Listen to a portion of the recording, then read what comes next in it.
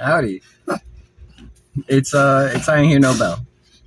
And we're here to talk about some interesting things that has occurred to us. Um so here we are. We're driving and we're trying to go pick up more materials so we can continue doing the foundation, finishing it up. And there goes our what was it? It was our coolant valve is like So, as we're driving, the car is like, it starts overheating. And we both kind of look at each other and we're like, huh, that's weird. We're like, oh, okay, well, we'll pull off at the next store to see what's going on. We didn't make it to the next store. Why? Because now, you drive, what, like 20 to 50 more feet. Smoke starts coming out from the hood. Mm-hmm. Ooh. Gotta pull over. Okay, so we pull over, open up the hood, opens up hood. It's like when you open a pot and you're cooking and all that steam comes out. That's what the hood was like when we opened it. There was antifreeze everywhere.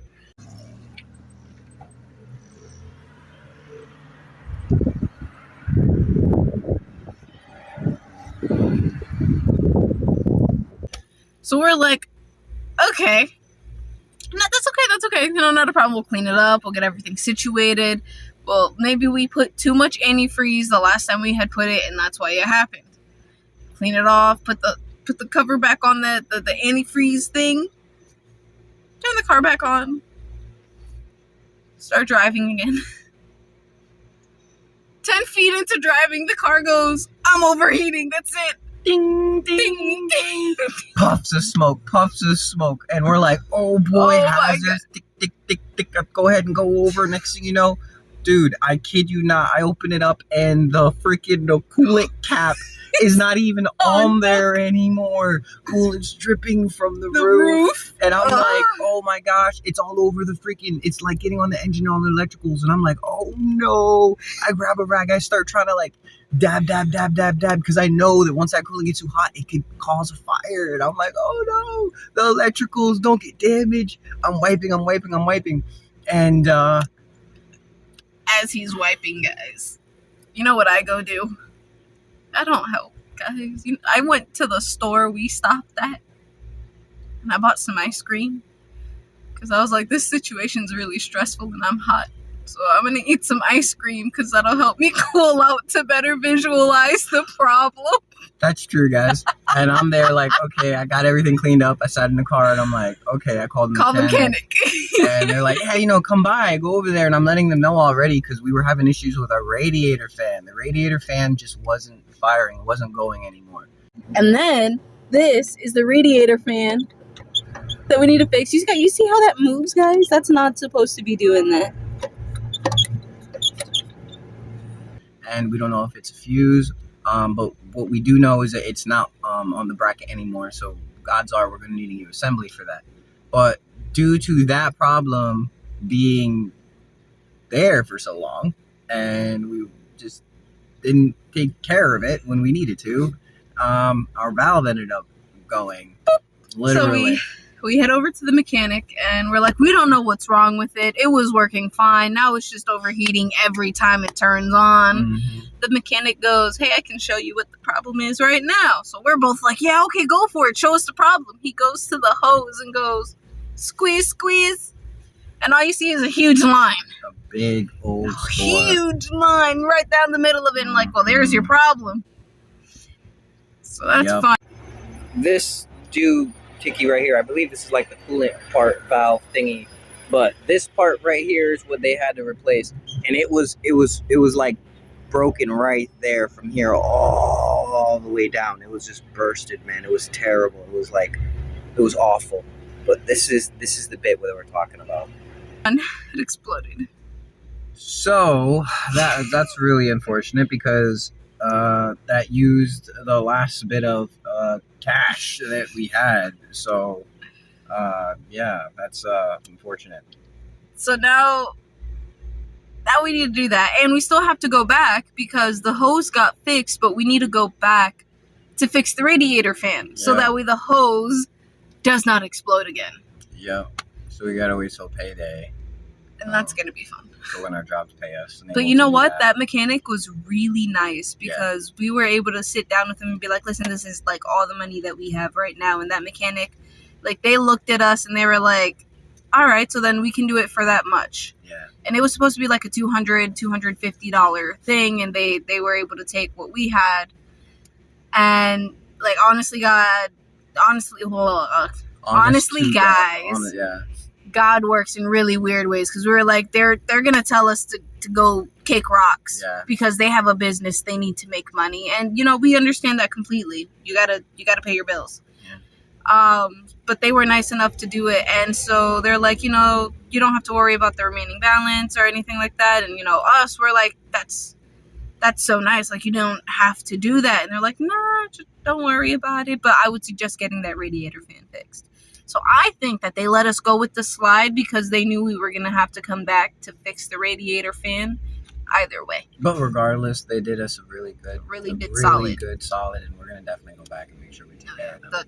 Because that was so kind, and no, I don't know anyone who would have done that for us, so we're really grateful for them. And yeah, so, and then I saw the raccoon who killed my ducks. I saw the raccoon that killed my flock. Okay, the one that left me with 4 of them left. He tried coming back. Whether it's a girl, a bull, I don't care what it is. It came back. And it started messing with my ducks again. So we were sleeping. Hold on. But boy, that thing was bigger than a cat, bigger than a dog. That thing was like... It was a chunky, beefy raccoon. He was, I don't know if he did time in the raccoon bars. But he did some time, and you could tell. Got out of prison, for real. He was a very stocky raccoon. He was staring at me as I stared at him because I put a flashlight. I blew his whole spot up. I gave him a floodlight on that whole area. So he sees me, see him, see me. And I'm like, go on, get what you doing here. This raccoon looked at me up and down, sat down on his haunches. Like I'm talking, he took a seat and was chattering his stuff to me. And I don't even know how to feel about that. I got cursed out by a raccoon for not letting him eat my duck. He was unfazed that we saw him and we were making eye contact. It was literally just like when he was done, he just got up and moseyed on out of there. I mean, the ducks were happy because they were like, oh, you saved their life. But I was just genuinely there. Like, I just this raccoon stood on business about how he wants to eat my ducks. And there's nothing I can do to change his mind about that. True story. Literally. Both, literally. Insane, guys. So, I'm not going to lie to you guys. You guys have seen 1010. I was like, hey, 1010, go bark to scare this raccoon. He gets out. He goes. He surveys the area. The raccoon is behind the foundation that we initially thought we were going to have for the first cabin. So, like, he's out of the visual of where the dog can see. And so the dog looks at me and is like, there's nothing here. What am I supposed to be going for? Yep. But the raccoon is looking at me as he's evading the dog. Yep. Like, raccoons are smart, guys. They know how to avoid their scent, avoid, the dog's hearing, avoid the dog's sight. Like, raccoons are very, very clever. And I feel like they also have a sense of what we anticipate, too. Like, if they know if they made a noise, they know to, stop, watch, look around, don't make any noise, and then keep moving. Like, raccoons, they have a bandit stripe for a reason, guys. God made them. They are, the ultimate food thieves. Like, they will get to your livestock. They will get to your trash. Man, they're get inside your cabin. They'll get in and out.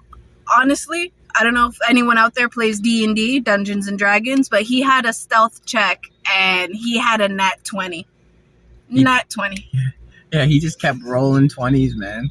I swear. And then our perception just critical ones. Like, we just weren't hearing them. Oh man. And then I feel like he started being cocky about it because then he started rummaging through the cans that were behind the tent we were in. Mm-hmm. Mm-hmm. I mean, and we're not gonna go outside. It's like 2-3 in the morning. We're not gonna go out to investigate. That could have been a crazier animal that wasn't a raccoon. You know what I mean? So he was using the fact that like we were already scared of other wild animals that would have like been there that's not a raccoon to his advantage. So yeah, guys, that's basically what happened. Yeah, a lot occurred from like the last video.